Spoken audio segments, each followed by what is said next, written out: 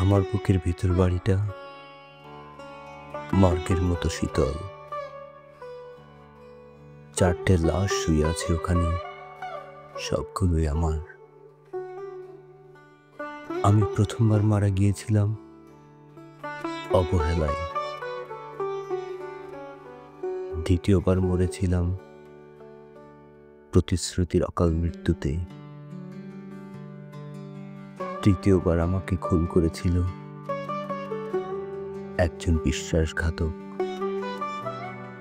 চতুর্থবার মরেছি স্বেচ্ছায়। আমার বুকের ভেতর বাড়িটা মর্গের মতো শীতল। ওখানে 4টে লাশ, ওদের ময়না তদন্ত হয়নি।